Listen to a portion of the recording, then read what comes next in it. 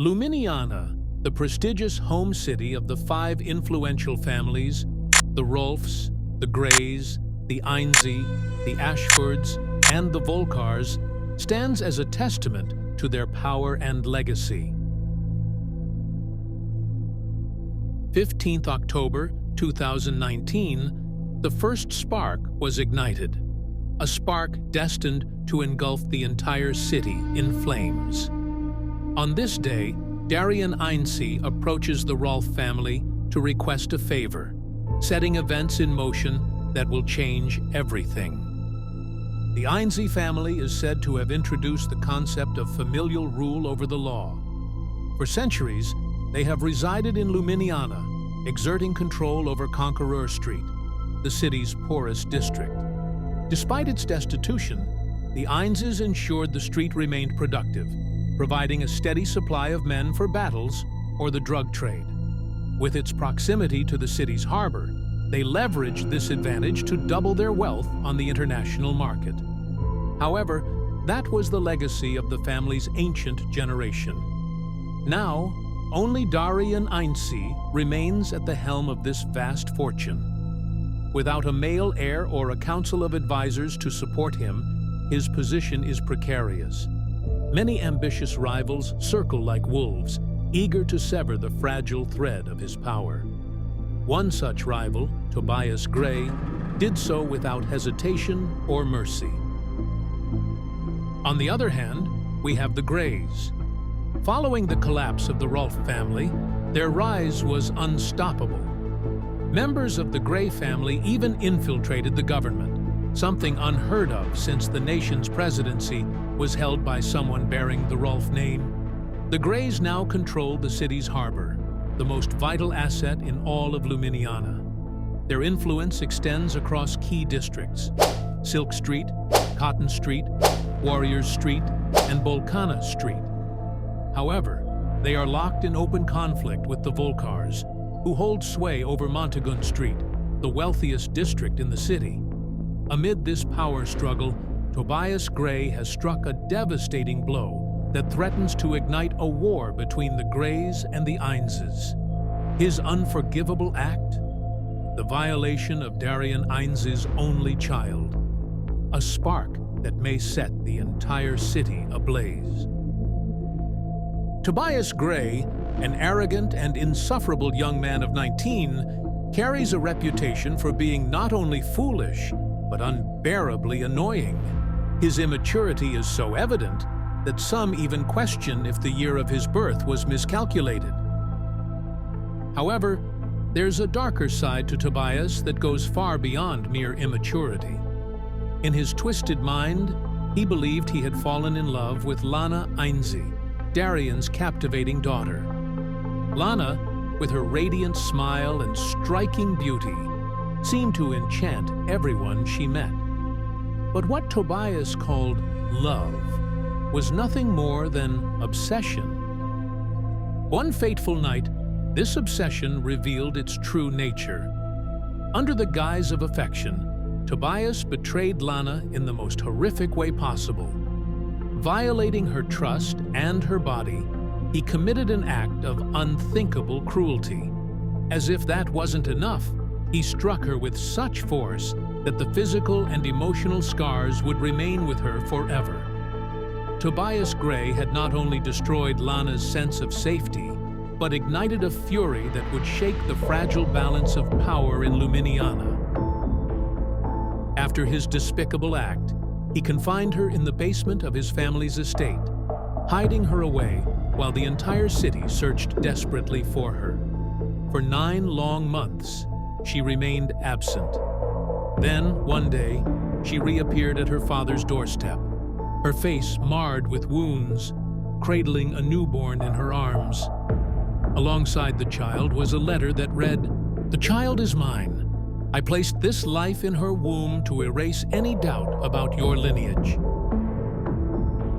When Darian read this cruel letter, he went to his room, bring a gun, and kill the baby. Then say to his daughter that from now until the end of her life is the heir of the family. And he promised her that he will revenge for her and will bring her Tobias's head. For centuries, the Einse family had refrained from waging war against any of the other families, believing it to be a sin. However, Darian understood that he could not ignore the disrespect shown to them. He began to assess how many men he could gather, and, more importantly, the costs involved. After careful consideration, he concluded that going to war against the Grays would be a grave mistake. Faced with this reality, Darian made the difficult decision to pursue an alliance with the Rolf family, hoping that their combined forces would be enough to confront the Grays. With determination, he left his chamber, entered his car without a guard, and set off for the Rolf castle, praying that they would agree to the alliance.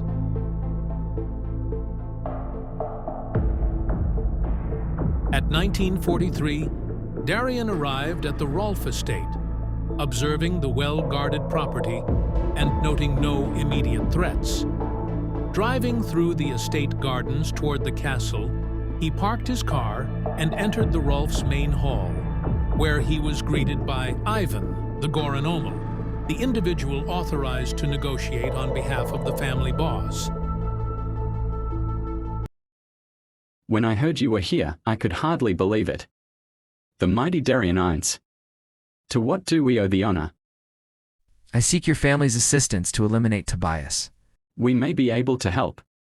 But what do you offer in exchange for this alliance? I have a daughter who will inherit my titles. A marriage between our families would strengthen our bond. We do have someone eligible for marriage, though he is far removed from inheriting any of our titles. That will suffice. Are we in agreement? You will pay 25% of your businesses to the Rolfs, agree, and watch the Rolf do what they know. Fine, but bring him to me. Alive, I want to deal with him myself. I cannot promise he will be captured alive, but we will make the attempt. Once the matter is resolved, your daughter will meet Roman Rolf to establish their connection. For now, you should leave. I will take this proposal to the boss. Very well, it's done.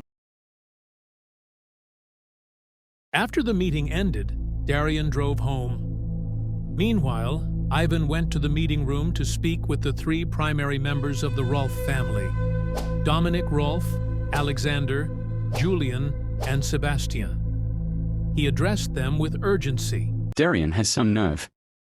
After what Tobias did to his daughter, I thought he'd let it slide. But now I'm surprised. You're surprised because you're a fool. The man's daughter was lied to for 9 months, humiliated, and her honor trampled. A leader who can't protect his own family loses the respect of his men. Jack mentioned that Martin knew the woman in his basement belonged to Darian, and yet he did nothing to stop Tobias. I think he has a plan. I doubt the Grays intended for it to escalate like this. Their family is already stretched thin with their war against the Volkars. Starting another conflict with the Einse family would only diminish their chances of winning. If the Einse or the Volkars win, they'll maintain their current positions. But if the Grays win, they'll become unstoppable. That's Martin's calculation, but he's wrong. Why is he wrong? He has the men, the weapons, and the money. He has everything he needs to win a war. True, Martin has the resources, but he doesn't expect the Rolfs to get involved. Perhaps he assumed Darian would align with the Volkars, giving Martin a clear opportunity to win. But against the three of us, he'll need a miracle. Ah, that makes sense. So, what's the plan, boss? Ivan, arrange for my brother's release. Monitor Tobias closely. It's time for the Rolfs to reclaim our place at the top. On October 16, 2019, at 8:45 a.m., Ivan placed a call to David, the nation's Minister of Law. He informed him that an order had come directly from the Rolf family boss, demanding the immediate release of his two brothers from prison. Darian issued a clear threat. If David refused, he would publicly share compromising photos and videos depicting David engaging in illicit activities, including drug use, lewd acts with prostitutes, and the brutal assault of women who refused to perform certain degrading acts. Faced with the threat of ruin, David acted swiftly. Without hesitation, he called the prison manager overseeing Dominic's brothers and ordered their immediate release, ensuring that they were safely escorted home.